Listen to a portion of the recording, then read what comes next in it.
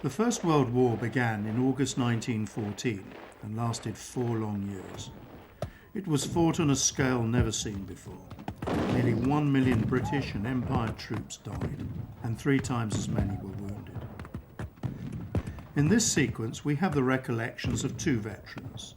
Charles Locke joined the Royal Sussex Regiment before becoming a sergeant instructor of the Lewis gun and attached to Scottish troops in France.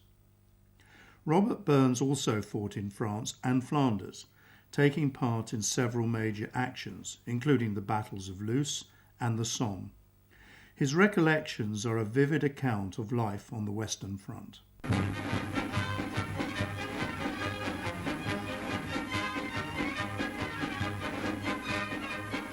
king, his uncle, his son, send the little army, the Kaiser said, contemptible little army, over the old road, the road to Calais. We joined up because it became general knowledge that the war would last 6 months. And that's why it prompted so many people to join the army, young fellows. But whether it was for patriotism or excitement, I cannot tell you. But we were all given the impression in the press as well, the war will be over in 6 months. That's why we young fellows went in for the excitement.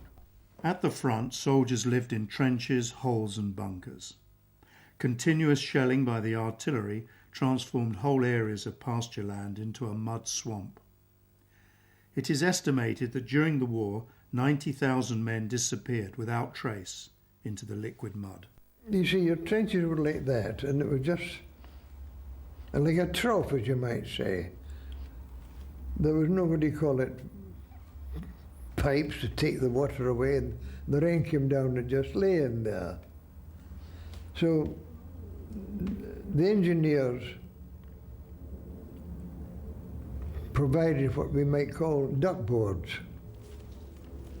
a strip, like 2 rails with strips across, whole length about 6 feet long. They called them duckboards, so as to keep it out of the mud. But when they got wet, you slid on the mud, you slid on them, and they tilted from left to right, so the duckboards weren't very successful in the dry weather. But the mud was terrible. I mean, the more you walked up and it came up to your knees, and we had to do that to get the mud off. It wasn't very pleasant. When the shell came, it made a great big hole in the ground called a crater.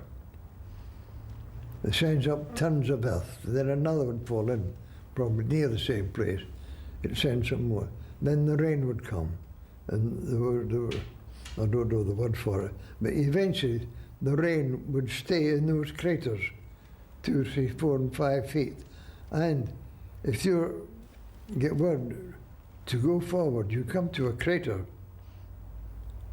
then you think, well, it's not deep. It would be deep, and you got drowned. Some of them got drowned, especially at night when they went out reconnoitering in the dark.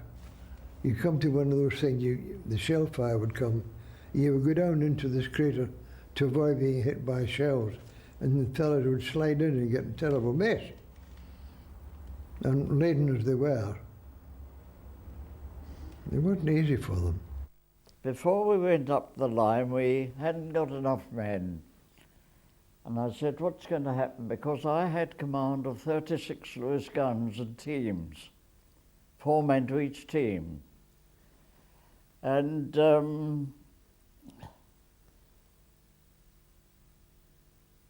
they said, well, you won't have to worry, you'll have your men up before you go up the line. Well, I said, I should hope so. How long do you give me?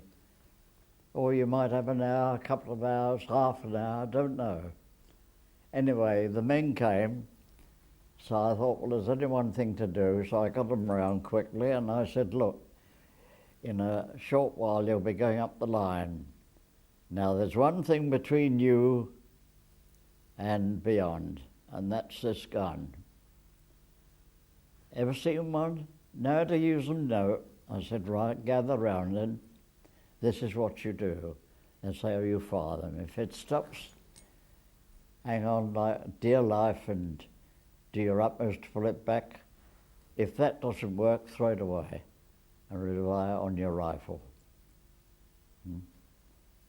And who wants? Nobody wanted them, of course. No volunteers. So you had to do the old business. I said, what about you? All right, I'll come. I said, there you are. And that started to flow. And that's human nature for you. Now and again, they would bring up what they call a big Dixie about that size, with hot stuff in it, which was made away in the reserve trenches, and they eventually would get it up here, and by the time you got it in the trenches, it was cold. But that was once in a fortnight, I presume. You had what they called iron rations, biscuits and things like that, which you were not allowed to eat except in the event of emergency. They called them iron rations. Biscuits, one or two things. But I can't remember getting any good meals in the trenches.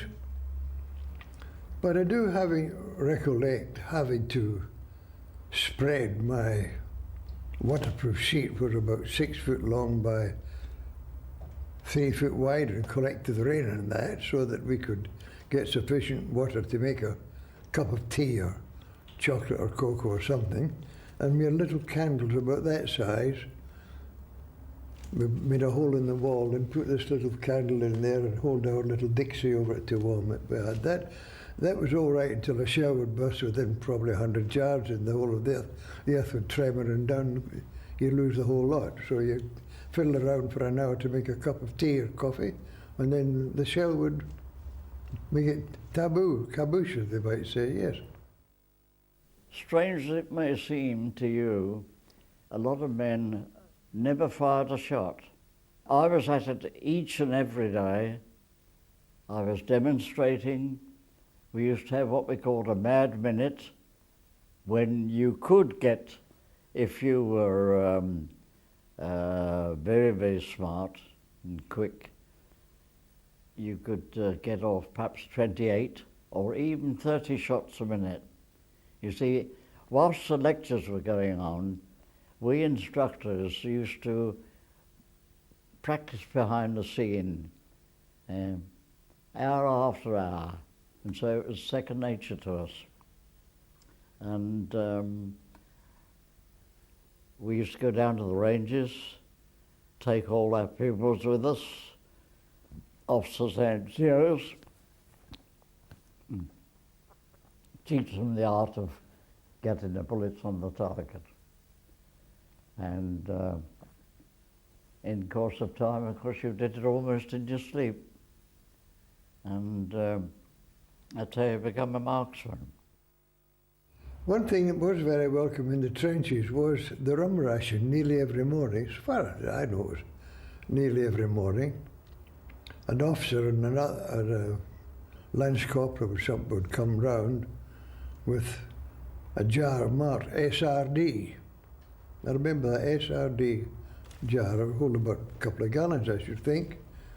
And you were told to hold out your Dixie lid, or the lid of your Dixie, and you get some rum in there. Well, when it came to my turn, I said, I don't drink rum. Why not? I said, my mother said I mustn't drink, so I'm not drinking rum.